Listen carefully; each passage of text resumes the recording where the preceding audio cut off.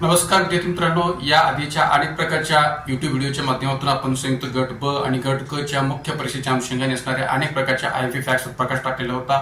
आज पुन्हा एकदा आपण या ठिकाणी संयुक्त गट क 2023 ची जी काही मुख्य परीक्षा आहे त्या अनुषंगाने असणाऱ्या काही IMP फॅक्ट्सवर या व्हिडिओच्या माध्यमातून प्रकाश टाकणार आहोत। तर मित्रांनो, एक लक्षात घ्या की आजचा भाग जो काय तो संयुक्त गट क मुख्य परीक्षा 2023 विशेष या अर्थाने भाग 1 आहे।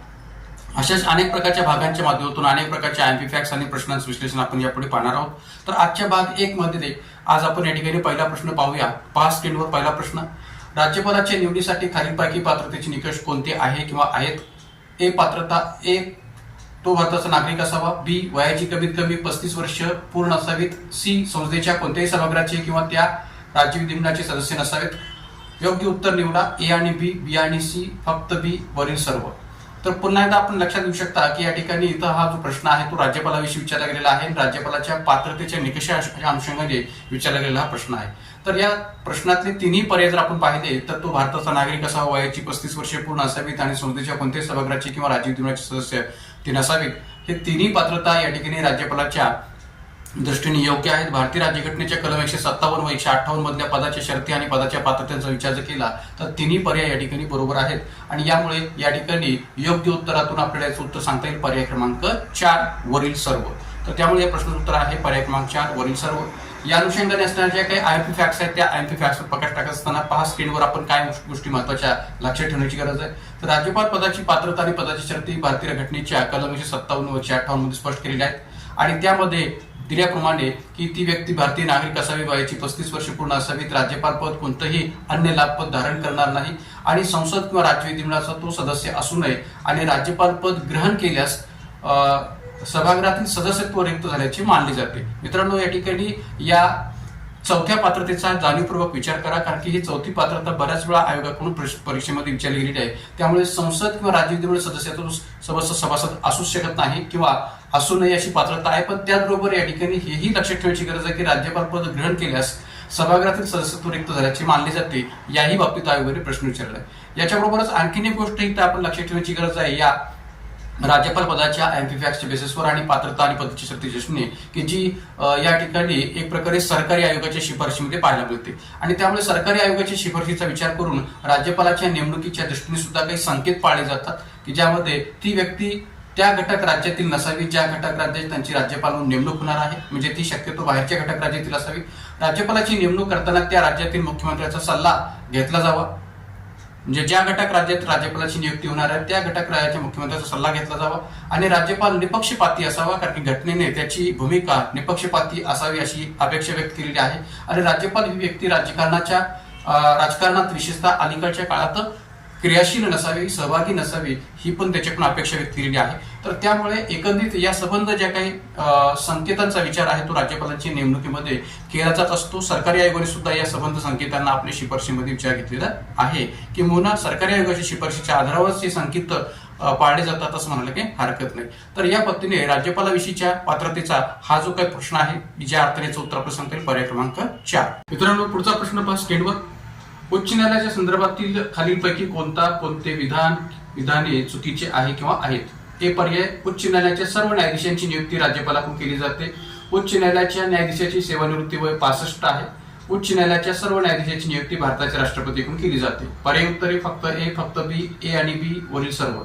मित्रांनो, हा प्रश्न जर आपण पाहिला तर उच्च न्यायालयाच्या न्यायाधीशांच्या नियुक्तीच्या अनुषंगाने विचारला गेलेला प्रश्न आहे आणि सेवानिवृत्तीच्या वयोमर्यादेच्या दृष्टीने सुद्धा विचारला गेलेला हा प्रश्न आहे। तर एकंदरीत या ठिकाणी आपल्याला विचारलेला आहे किंवा कोणती विधाने चुकीची आहेत? तर ऑब्व्हियसली ए विधान आणि बी विधान दोन्ही विधाने चुकीची आहेत की उच्च न्यायालयाच्या सर्व न्यायाधीशांची नियुक्ती राज्यपालाकडून केली जाते, तर ती राज्यपालाकडून नव्हे तर ती राष्ट्रपतीकडून केली जाते, कारण की सर्वोच्च उच्च न्यायालयाच्या न्यायाधीशांची नियुक्ती आपल्याकडे राष्ट्रपतीकडून केली जाते आणि विशेषतः उच्च न्यायालयाच्या न्यायाधीशांच्या नियुक्तीचा जर आपण विचार केला तर भारतीय घटनेच्या कलम 217(1) नुसार उच्च न्यायालयातील सर्व न्यायाधीशांची नियुक्ती राष्ट्रपतीकडून केली जाते असं म्हणणं योग्य आहे। बी पर्याय, उच्च न्यायालयाच्या न्यायाधीशांची सेवानिवृत्तीचे वय 65 नव्हे तर ते 62 आहे, 62 आहे। तर त्यामुळे या ठिकाणी बी पर्याय जो आहे तो चुकीचा आहे। राहिला प्रश्न सी पर्यायाचा की उच्च न्यायालयाच्या सर्व न्यायाधीशांची नियुक्ती भारताच्या राष्ट्रपतीकडून केली जाते, तर सी पर्याय बरोबर आहे। कारण की उच्च न्यायालयाच्या सर्वच न्यायाधीशांची नियुक्ती, मग ते सरन्यायाधीश असोत किंवा इतर न्यायाधीश असोत, या सर्वच न्यायाधीशांची नियुक्ती राष्ट्रपतीकडून केली जाते. तर त्यामुळे सी पर्याय फक्त बरोबर आहे, मात्र ए आणि बी पर्याय हे चुकीचे आहेत. म्हणून उत्तर आपलं सांगता येईल पर्याय क्रमांक 3 ए आणि बी.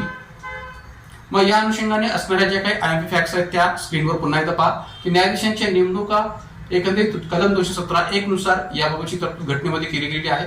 उच्च न्यायालयातील मुख्य न्यायाधीशासह अन्य न्यायाधीशांची नेमणूक राष्ट्रपतीच करतात.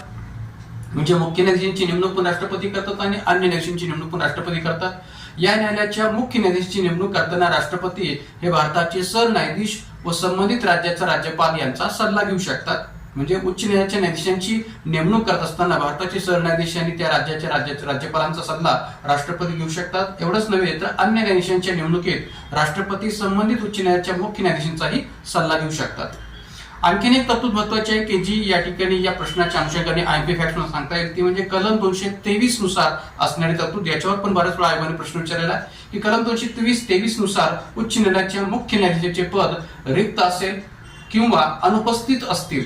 जर का मुख्य न्यायाधीशाचं पद रिक्त असेल किंवा ते अनुपस्थित असतील किंवा ते काम करण्यास असमर्थ असतील तेव्हा राष्ट्रपती उच्च न्यायालयाच्या अन्य न्यायाधीशांपैकी एकाची हंगामी मुख्य न्यायाधीश म्हणून नेमणूक करू शकतात. म्हणजे कलम 223 नुसार ही कंडिशन आहे किंवा ही तरतूद आहे की उच्च न्यायालयाच्या मुख्य न्यायाधीशाचं पद जर का रिक्त असेल किंवा अनुपस्थित असेल किंवा ते काम करण्यास असमर्थ असतील तर राष्ट्रपती त्या उच्च न्यायालयाच्या अन्य न्यायाधीशांपैकी एकाची किंवा एका न्यायाधीशाची हंगामी मुख्य न्यायाधीश म्हणून नेमणूक करू शकतात. त्याचबरोबर आणखीन एक तरतूद महत्वाची आहे की जी आपण लक्षात ठेवण्याची गरज आहे वयोमर्यादेच्या पातळीवर की उच्च न्यायालयातील न्यायाधीश हे वयाच्या 62 वर्षे पदापर्यंत किंवा 62 वर्षेपर्यंत या ठिकाणी पदावर राहू शकतात, पद धारण करू शकतात. आणि विशेष म्हणजे ही पण लक्षात ठेवा की 62 वर्षे वयोमर्यादा ही 15वी घटनावस्तू 1963 नुसार विचारात घेतली गेलेली आहे. त्याआधी ही वयाची मर्यादा 60 वर्षे होती, मात्र 15वी घटनावस्तू 1963 यानुसार ही वयोमर्यादा 60 वरून 62 वर्षे केली गेली आहे. तर या अनुषंगाने या प्रश्नाचं उत्तर सांगता येईल पर्याय क्रमांक 3. मित्रांनो पहा तिसरा प्रश्न स्क्रीनवर. तर पहा खालील वाक्य काळजीपूर्वक वाचून योग्य उत्तर निवडा. प्रश्न काय म्हटलेला आहे, खालील वाक्य काळजीपूर्वक वाचून योग्य उत्तर निवडा.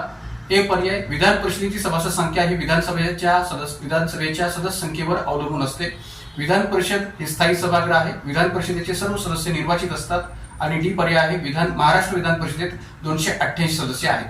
पर्याय उत्तरे ए आणि बी, पर्याय क्रमांक 2 बी आणि सी, पर्याय क्रमांक 3 सी आणि डी आणि पर्याय क्रमांक 4 बी सी आणि डी. मित्रांनो पूर्ण प्रश्न व्यवस्थित पद्धतीने आपण पुन्हा एकदा लक्षात घ्या की ए पर्यायामध्ये असं म्हटलेलं आहे की विधान परिषदेची सभासद संख्या ही विधान परिषदेच्या सदस्य संख्येवर अवलंबून असते.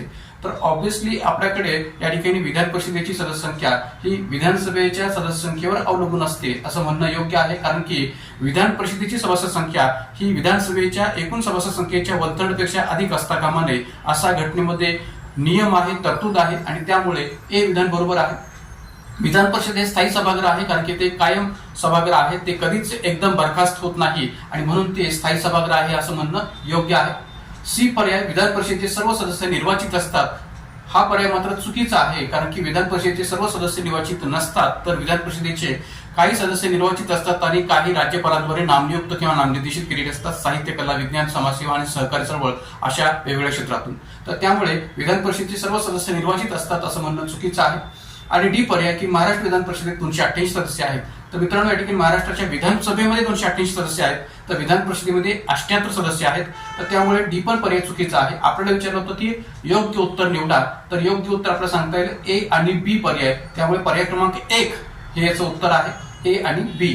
या अनुषंगाने असणाऱ्या ज्या काही आयएमपी फॅक्ट्स आहेत त्या आयएमपी फॅक्ट्सवर सुद्धा आपण प्रकाश टाकूया. पहा स्क्रीनवर आयएमपी फॅक्ट्स काय आहेत की विधान परिषद सदस्य संख्या ही राज्यातील विधान परिषदेतील सदस्यांची एकूण संख्या त्या राज्यातील विधानसभा सदस्यांच्या एकूण संख्येच्या 1/3 पेक्षा अधिक असणार नाही. म्हणजे जी काय विधान परिषद सदस्य संख्या आहे ती त्या घटक राज्यातील विधानसभा सदस्यांच्या एकूण संख्येच्या 1/3 पेक्षा अधिक असणार नाही, जसं मी मागेच म्हटलं होतं. आणि कमीत कमी जर मर्यादा विचार घ्यायची झाली तर ती आहे 40. म्हणजे अधिकाधिक कमाल मर्यादेचा विचार करत असताना जो नियम आहे तो नियम आहे राज्याच्या विधान परिषदेतील सदस्यांची एकूण संख्या ही त्या राज्यातील विधानसभा सदस्यांच्या एकूण संख्येच्या 1/3 पेक्षा अधिक असणार नाही. आणि किमान जर विचार घेतला तर ती किमान सदस्य संख्या 40 असणं अपेक्षित आहे. सध्या विधान परिषद सभागृहात हे असणारी जी घटक राज्य आहेत यांची नावं स्क्रीनवर आपण पाहू शकता. महाराष्ट्रात 78 सदस्य आहेत, कर्नाटकमध्ये 75 सदस्य आहेत, बिहारमध्ये 75 आहेत, उत्तर प्रदेशमध्ये 100 आहेत, आंध्र प्रदेशमध्ये 58 आणि तेलंगणामध्ये 40. जरी या ठिकाणी मी मे 2022 असा उल्लेख केला असला तरी सध्या सुद्धा आपल्याकडे 2023 मध्ये आता सध्या सुद्धा या ठिकाणी या 6 घटक राज्यांच्या स्तरावर विधान परिषद ही अस्तित्वात आहे असं मला जागा होते. शिवाय आणखीन काही आयएमपी फॅक्ट्स म्हणजे याही दृष्टीने लक्षात ठेवण्याची गरज आहे की विधान परिषदेची सदस्य संख्या ही त्या घटक राज्यातील विधानसभा सदस्य संख्येवर अवलंबून असल्याने प्रत्येक घटक राज्यातील ही सदस्य संख्या वेगवेगळी आहे किंवा सदस्य संख्येची जे काही स्वरूप आहे ते वेगवेगळं आहे. का? कारण की प्रत्येक घटक राज्यातील विधानसभा सदस्य संख्येवरती सदस्य संख्या अवलंबून असल्यामुळे प्रत्येक घटक राज्यातील विधान परिषदेची सदस्य संख्या ही वेगवेगळी आहे. त्यानंतर विधान परिषद हे स्थायी सभागृह आहे कारण की संपूर्ण सभागृह एकदम कधीच बरखास्त होत नाही. यामुळे विधान परिषद हे स्थायी सभागृह आहे, कायम सभागृह आहे. आणि आणखीन काही आयएमपी फॅक्ट सुद्धा आपण याच्या दृष्टीने लक्षात ठेवावेत की विधान परिषदेच्या एकूण सभासद संख्येपैकी, कारण की पर्यायामध्ये एक पर्याय असे दिले की विधान परिषदेचे सर्व सदस्य निर्वाचित असतात, तर तसं नव्हे. तर विधान परिषदेच्या एकूण सभासद संख्येपैकी 1/6 सभासद हे राज्यपालांद्वारे नियुक्त असतात. साहित्य, कला, विज्ञान, समाजसेवा आणि सहकारी चळवळ या विभिन्न क्षेत्रातून हे राज्यपालांद्वारे नियुक्त असतात.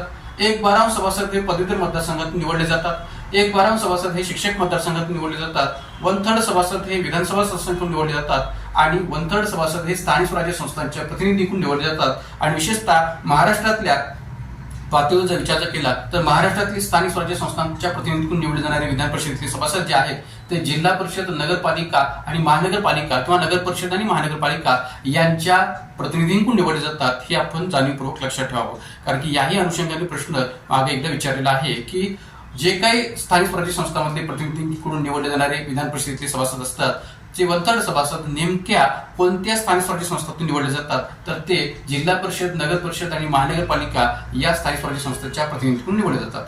तर त्यामुळे या प्रश्नाचं उत्तर आपल्याला सांगता येईल पर्याय क्रमांक 1.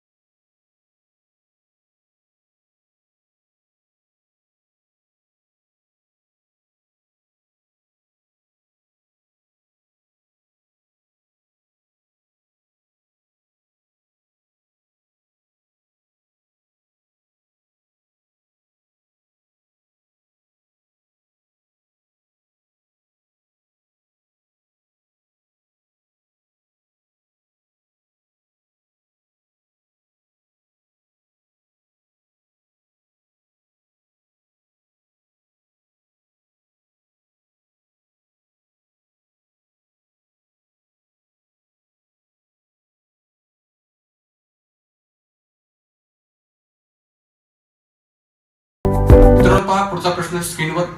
1971च्या लोकसंख्येला प्रमाण मानून इसवी सन 2026 पर्यंत लोकसभेच्या सदस्य संख्येत कोणताही बदल होणार नाही या तरतुदीनुसार केंद्रशासित प्रदेशातील जनतेद्वारा 2014च्या लोकसभा निवडणुकांमध्ये किती प्रतिनिधी निवडले गेले? पर्याय क्रमांक 1 13, पर्याय क्रमांक 2 20, पर्याय क्रमांक 3 18, पर्याय क्रमांक 4 15.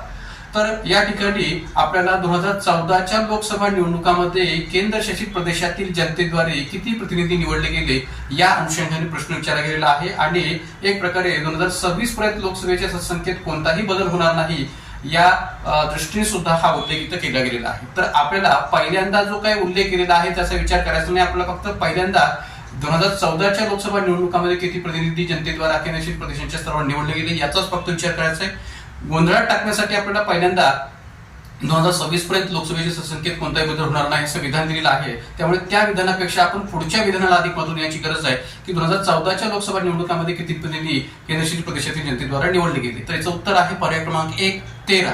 मित्रांनो एक लक्षात घ्या की निवडणूक लोकसभेची 2014ची असू द्या नाहीतर 2019ची लोकसभा निवडणूक असू द्या, या दोन्ही निवडणुकांमध्ये या ठिकाणी ही जी काही केंद्रशासित प्रदेशातील जनतेद्वारे निवडले गेलेल्या प्रतिनिधींची संख्या ही 13च होती. जर का आपण 2024च्या लोकसभा निवडणुकांच्या दृष्टीने जर विचार करायचा झाला तर ही संख्या वाढू शकते आणि ती साधारणपणे 19 पर्यंत जाऊ शकते. का ती 19 पर्यंत जाऊ शकते याचा आढावा आपण पुढे या ठिकाणी आपल्या आयएमपी फॅक्टच्या माध्यमातून घेऊया. तर पर्याय क्रमांक 1 हेच उत्तर आहे. पर्याय क्रमांक 1 13. 2014च्या आणि 2019च्या लोकसभा निवडणुकांमध्ये सर्व केंद्रशासित प्रदेशांच्या मिळून 13 जागा, या 13 जागांचं विभाजन या ठिकाणी स्क्रीनवर पहा. दिल्ली 7, पॉंडिचेरी, अंदमान निकोबार, चंदीगड, दादर नगर हवेली, लक्षद्वीप, दीव व दमण प्रत्येकी 1 जागा म्हणजे 7 आणि उर्वरित या ठिकाणी ज्या काही 6 केंद्रशासित प्रदेशांचा उल्लेखित केलेला आहे त्यांच्या प्रत्येकी 1 जागा, या अर्थाने 7+6 असं एकूण 13 जागांचं हे विश्लेषण या पद्धतीने सांगतायत. मात्र 2024च्या लोकसभा निवडणुकांमध्ये हा बदल होण्याची शक्यता आहे, कारण की सर्व केंद्रशासित प्रदेशांच्या मिळून 19 जागा झालेल्या आहेत. का तर या ठिकाणी दिल्लीच्या 7 आणि पॉंडिचेरी, अंदमान निकोबार आणि चंदीगड, दादरा नगर हवेली, लक्षद्वीप, दीव दमण यांच्या प्रत्येकी 1 जागा, लडाखची 1 जागा आणि जम्मू काश्मीरच्या 5 जागा. कारण की आपल्याला माहित असेल की 5 ऑगस्ट 2019च्या केंद्र शासनाच्या निर्णयानुसार जम्मू काश्मीर बाबत झालेला जो बदल आहे की जम्मू काश्मीर आणि लडाख या दोन्ही बाबतीत त्या ठिकाणी केंद्रशासित प्रदेश म्हणून जाहीर केलेला आहे. दोघांनाही केंद्र प्रदेश म्हणून आता जाहीर केलेला आहे 31 ऑक्टोबर 2019 रोजी. तर एकंदरीत या दोन्ही प्रदेशांना केंद्रशासित प्रदेश जाहीर केलेला असल्यामुळे या ठिकाणी या दोन्ही केंद्रशासित प्रदेशांच्या जागांची संख्या इथं विचारात घ्यावी लागेल. म्हणून 13+6 लडाखची 1 आणि जम्मू काश्मीरच्या 5 असे एकूण 6 आणि पूर्वीच्या 13 जागा असे एकूण 19 जागा 2024च्या लोकसभा निवडणुकांमध्ये केंद्रशासित प्रदेशांच्या मिळून असणार आहे. तर त्यामुळे या ठिकाणी या प्रश्नाचं उत्तर आपल्याला सांगता येईल पर्याय क्रमांक 1 13. पुढच्या स्क्रीनवर खालीलपैकी भारतीय संघराज्यासंदर्भात कोणते वैशिष्ट्य चुकीचे आहे? पर्याय क्रमांक 1 दुहेरी नागरिकत्व, पर्याय क्रमांक 2 दुहेरी शासन व्यवस्था, पर्याय क्रमांक 3 लिखित राज्यघटना आणि पर्याय क्रमांक 4 सत्ता विभाजन. मित्रांनो, हा टोटली या ठिकाणी फॅक्च्युअल बेसिसवर आणि एक प्रकारे स्टेट फॉरवर्ड विचारलेला प्रश्न आहे. भारतीय संघराज्यासंदर्भात कोणते वैशिष्ट्य चुकीचे आहे? तर ऑब्व्हियसली याचं उत्तर आपल्याला सांगता येईल पर्याय क्रमांक 1 दुहेरी नागरिकत्व. का? कारण की भारतीय संघराज्याची जी काही वैशिष्ट्ये आपल्याला पाहायला मिळतात त्या अंतर्गत दुहेरी शासन व्यवस्था, लिखित राज्यघटना, सत्ता विभाजन, सर्वोच्च न्यायालय, संविधान सर्वश्रेष्ठ असणं अशी अनेक वैशिष्ट्ये भारतीय संघराज्याची आपल्याला स्पष्ट करता येतात. आणि एकेरी नागरिकत्व, एकच राज्यघटना हे देखील आपल्याला या ठिकाणी भारतीय संघराज्याचं वैशिष्ट्य स्पष्ट करता येईल. मात्र या ठिकाणी दुहेरी नागरिकत्व याचा उल्लेख इथं केलेला आहे, म्हणून दुहेरी नागरिकत्व हे चुकीचं वैशिष्ट्य आहे. का तर आपल्या भारतीय संघराज्यामध्ये एकरी नागरिकत्वाचा स्वीकार केला गेला आहे. अमेरिकन राज्यघटनेचा जर विचार केला तर अमेरिकन राज्यघटनेमध्ये दुहेरी नागरिकत्व, दुहेरी न्यायव्यवस्था आणि दुहेरी राज्यघटना किंवा 2 राज्यघटना असं स्वरूप आपल्याला पाहायला मिळतं. मात्र या ठिकाणी भारतीय संघराज्याचा विचार करत असताना दुहेरी नागरिकत्व हे संघराज्याचं चुकीचं वैशिष्ट्य आहे असं म्हणाल काही हरकत नाही. म्हणून या ठिकाणी पर्याय क्रमांक 1 दुहेरी नागरिकत्व हे याचं उत्तर आहे. या अनुषंगाने एक फॅक्ट लक्षात घ्या की एकेरी नागरिकत्वाचा भारताच्या पातळीवर विचार केला तर तो विचार कशा पद्धतीने केलेला आहे की भारतीय घटनेने भारतीय नागरिकांना एकेरी नागरिकत्व बहाल केलेलं आहे. यामुळे भारतीय नागरिक हा कोणत्याही घटक राज्यातला असला तरी त्याचं नागरिकत्व हे भारतीयच असतं, नॅशनॅलिटी ही इंडियनच असते. घटक राज्यांचं स्वतंत्र असं नागरिकत्व भारतामध्ये मान्य केलं गेलेलं नाहीये किंवा घटक राज्यांचं स्वतंत्र असं नागरिकत्व भारतीय घटनेने नागरिकांना देऊ केलेलं नाहीये. आणि म्हणून या ठिकाणी या प्रश्नाचं उत्तर आपण सांगताय पर्याय क्रमांक 1. मित्रांनो, पहा पुढचा प्रश्न स्क्रीनवर. हा प्रश्न थोडासा वेगळा आहे. 19व्या शतकाच्या सुरुवातीला चीन हा आता एक निद्रिस्त राक्षस आहे, पण तो ज्या दिवशी जागा होईल त्या दिवशी सर्व जग हादरून सोडेल या आशयाचे विधान कोणी केले? पर्याय क्रमांक 1 हिटलर, पर्याय क्रमांक 2 माओत्से-तुंग, पर्याय क्रमांक 3 नेपोलियन आणि पर्याय क्रमांक 4 मुसोलिनी. मित्रांनो, आता एकंदरीत या विधानाचा जर विचार केला तर आपल्याला वाटणं साहजिक आहे किंवा चीन संदर्भाचं विधान असल्यामुळे या ठिकाणी याचं उत्तर जे काय ते माओत्से-तुंग असं असू शकेल, पण तसं नाहीये. या प्रश्नाचं उत्तर या ठिकाणी नेपोलियन बोनापार्ट हे आपल्याला देता शकेल. पर्याय क्रमांक 3 नेपोलियन. का? कारण की जर का आपण या ठिकाणी पाहिलं तर नेपोलियन बोनापार्ट हा एक प्रकारे एक जगजेता होता किंवा एक प्रकारे एक मोठा सम्राट होता. फ्रान्सचा सम्राट म्हणून त्याची ओळख होती. मात्र या नेपोलियन बोनापार्टने सुमारे 200 वर्षापूर्वी चीन बाबत हे प्रसिद्ध असं विधान जे काय ते व्यक्त केलेलं आहे. कशा पद्धतीने पहा पुढे स्क्रीनवर. तर सुमारे 200 वर्षापूर्वी सम्राट नेपोलियन बोनापार्टने प्रसिद्धपणे अशी भाष्य केली होती की चीन एक झोपलेला राक्षस आहे, त्याला झोपू द्या, कारण तो ज्या दिवशी जागा होईल तेव्हा तो जग हादरवून सोडेल. नेपोलियनने चीनची लपलेली जी काही ताकद आहे ती ताकद समजून घेऊन त्याचा आदर केला होता, किंबहुना या त्याच्या विधानाच्या माध्यमातून सुद्धा तो आदर आपल्याला पाहायला मिळतो. त्यामुळे या प्रश्नाच्या अनुषंगाने उत्तर जे काय ते सांगता येईल पर्याय क्रमांक 3 नेपोलियन बोनापार्ट किंवा नेपोलियन. हा प्रश्न पुढचा स्क्रीनवर. राज्य शासनात मंत्रिमंडळ हे सामूहिकरित्या कोणाला जबाबदार असते? पर्याय क्रमांक ए राज्यपाल, पर्याय क्रमांक बी मुख्यमंत्री आणि पर्याय क्रमांक सी विधानसभा. योग्य पर्याय निवडा. ए आणि बी, फक्त बी, फक्त सी आणि वरील सर्व असे हे 4 पर्याय उत्तर म्हणून दिली गेलेली आहेत. मित्रांनो, हा प्रश्न पूर्णपणे फॅक्च्युअल आहे. ज्याला कोणाला या ठिकाणी याचं उत्तर आपल्याला माहिती असेल त्याला या ठिकाणी एक प्रकारे हा प्रश्न सहज पद्धतीने सोडवता येऊ शकेल. तर भारतीय राज्यघटनेतल्या कलम 164(2)च्या तरतुदीचा विचार करता याचं उत्तर आपल्याला सांगता येईल पर्याय क्रमांक 3 फक्त सी म्हणजे विधानसभा. कारण की घटक राज्याच्या पातळीवर असो किंवा केंद्र शासनाच्या पातळीवर असो या ठिकाणी मंत्रिमंडळ हे सामूहिकरित्या विधानसभेला जबाबदार असते आणि केंद्राच्या पातळीवर ते लोकसभेला जबाबदार असते. आणि त्यामुळे या ठिकाणी केंद्राच्या पातळीवर आपण विचार केला तर कलम 75(3) नुसार मंत्रिमंडळ जे काय आहे ते लोकसभेला जबाबदार असते. मात्र घटक राज्य स्तरावर विचार केला तर मंत्रिमंडळ हे सामूहिकरित्या विधानसभेला जबाबदार असते. आणि म्हणून या ठिकाणी कलम 164(2) मधल्या तरतुदीनुसार या प्रश्नाचं उत्तर सांगता येईल पर्याय क्रमांक 3 फक्त सी. तर या अनुषंगाने असणाऱ्या ज्या काही संबंध आयएमपी फॅक्ट्स आहेत त्या आपण लक्षात घेऊया. कलम 164(1) नुसारची तरतूद सुद्धा आपण माहिती असू द्यात, 2ची तरतूद माहिती असू द्यात, 4ची माहिती असू द्यात आणि 5ची माहिती असू द्यात. स्क्रीनवर आपण पाहू शकता या सर्व तरतुदी.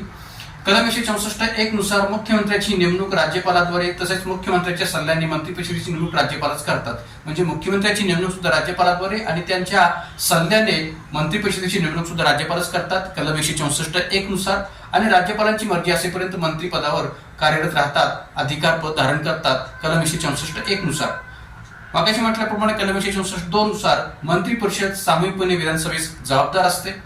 त्यानंतर कलम 164(4) नुसार मंत्री कोणत्याही सभागृहाचा सदस्य नसल्यास 6 महिन्यांच्या आत राज्य विधिमंडळाच्या कोणत्याही सभागृहात निवडून येणे त्याला आवश्यक असते, तरच तो मंत्रिपदावर कायम राहू शकतो. त्यामुळे कलम 164(4) ची पण तरतूद महत्वाची आहे.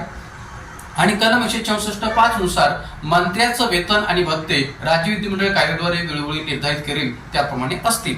तर कलम 164(5) ची पण तरतूद बऱ्याच वेळा आयोगाने परीक्षेमध्ये विचारली, त्यामुळे ही पण माहिती सुद्धा की मंत्र्यांचं वेतन आणि भत्ते राज्य विधिमंडळ कायद्याद्वारे वेळोवेळी निर्धारित करेल त्याप्रमाणे असतील. तर या प्रश्नाच्या अनुषंगाने कलम 164 मधल्या या संबंध तरतुदी महत्वाच्या आहेत आणि या प्रश्नाचं उत्तर आहे पर्याय क्रमांक 3. पहा पुढचा प्रश्न स्क्रीनवर. राज्य विधानसभेची जास्तीत जास्त संख्या काय ठरवण्यात आली आहे? प्रश्न काय? राज्य विधानसभेची जास्तीत जास्त संख्या काय ठरवण्यात आली आहे? पर्याय क्रमांक 1 250, पर्याय क्रमांक 2 550, पर्याय क्रमांक 3 500 आणि पर्याय क्रमांक 4 100. तर हाही पूर्णपणे स्टेट फॉरवर्ड आणि फॅक्च्युअल प्रश्न आहे. ज्याला याचं आपल्याला एक्झॅक्ट उत्तर माहिती असेल तोच या ठिकाणी या प्रश्नाचं योग्य उत्तर लिहू शकेल. तर या ठिकाणी याचं प्रश्नाचं उत्तर सांगता येईल पर्याय क्रमांक 3 500. का? तर भारतीय राज्यघटनेच्या कलम 170(1) मधील तरतुदीचा जर विचार केला, विशेषतः विधानसभेची रचना या अर्थाने जर विचार केला तर आपलं असं सांगता येऊ शकेल की विधानसभेची जास्तीत जास्त किंवा कमाल सदस्य संख्या ही ठरवण्यात आलेली आहे 500 आणि किमान जी आहे ती ठरवण्यात आलेली आहे 60. तर त्यामुळे या ठिकाणी कलम 170(1) मधील तरतुदीचा विचार करता जास्तीत जास्त सदस्य संख्या ही 500 आहे आणि म्हणून या ठिकाणी उत्तर आपलं सांगता येईल पर्याय क्रमांक 3. मग आता पहा या अनुषंगाने असणारे जे काही आयएमपी फॅक्ट्स आहेत त्याच्यावर आपण प्रकाश टाकूया. पहा स्क्रीनवर. विधानसभेची रचना कलम 170 नुसार आणि जी काही कमाल आणि किमान मर्यादा स्पष्ट केलेली ती कलम 170(1) नुसार जास्तीत जास्त 500 आणि कमीत कमी 60. पण या घटक राज्यांची सदस्यसंख्या 60 पेक्षा कमी आहे म्हणून ही घटक राज्य या नियमाला अपवाद आहेत. कोणती घटक राज्य की ज्यांची सदस्यसंख्या 60 पेक्षा कमी आहे की ज्यामुळे या ठिकाणी या नियमाला ही घटक राज्य अपवाद आहेत? तर त्यामध्ये या ठिकाणी मिझोरम 40, गोवा 40 आणि सिक्कीम 32 हे 3 घटक राज्य आपल्याला स्पष्टपणे सांगता येऊ शकतील. तर मित्रांनो एक लक्षात घ्या की या ठिकाणी या अपवादात्मक असणाऱ्या घटक राज्यांचा सुद्धा आपण विचार केला पाहिजे. त्याही दृष्टिकोनातून प्रश्न आयोगाने विचारलेले आहेत. तर या ठिकाणी या प्रश्नाचं सांगता येईल पर्याय क्रमांक 3. प्रश्न पुढचा स्क्रीनवर.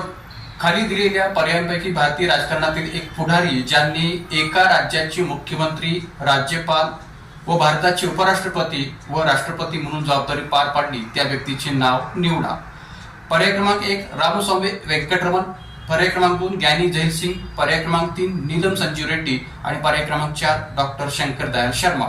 मित्रांनो, हा प्रश्न सुद्धा टोटली फॅक्च्युअल आहे, स्ट्रेट फॉरवर्ड प्रश्न विचारला गेलेला आहे, पण या ठिकाणी अनेक संदर्भ देऊन हा प्रश्न विचारला गेलेला आहे हे आपण लक्षात ठेवण्याची गरज आहे. का तर ज्या व्यक्तीचा इथं उल्लेख आपल्याला उत्तर म्हणून विचार घ्यायचा आहे त्याचा संबंध मुख्यमंत्री, राज्यपाल, उपराष्ट्रपती आणि राष्ट्रपती या सर्व स्तरावर आलेले असल्यामुळे विचारपूर्वक आपल्याला याचं उत्तर देणं अपेक्षित आहे. कारण की जे काय पर्यायामध्ये दिलेली संबंध नावं आहेत ती सगळे भारताचे राष्ट्रपती होऊन गेलेले आहेत. त्यामुळे यापैकी कोणत्या असा व्यक्तीचा संबंध इथं मुख्यमंत्री, राज्यपाल, उपराष्ट्रपती, राष्ट्रपती म्हणून जोडता येतो ही आपल्याला चांगल्या पद्धतीने माहिती असणं गरजेचं आहे. जर योग्य पद्धतीने माहिती असेल तरच आपण याचं उत्तर लिहू शकतो. तर या ठिकाणी याचं उत्तर आपल्याला सांगता येईल पर्याय क्रमांक 4 डॉक्टर शंकर दयाल शर्मा. का तर 1952 ते 56 या कालखंडात भोपाळचे तत्कालीन घटक राज्य असणाऱ्या भोपाळचे ते मुख्यमंत्री होते. त्यानंतर 1984 ते 87 या कालखंडात आंध्र, पंजाब आणि महाराष्ट्राचे ते राज्यपाल सुद्धा होते. एवढंच नव्हे तर ते भारताचे 8वे उपराष्ट्रपती म्हणून 1987 ते 1992 या कालखंडात कार्यरत होते आणि भारताचे 9वे राष्ट्रपती म्हणून सुद्धा ते 1992 ते 97 या कालखंडात कार्यरत होते.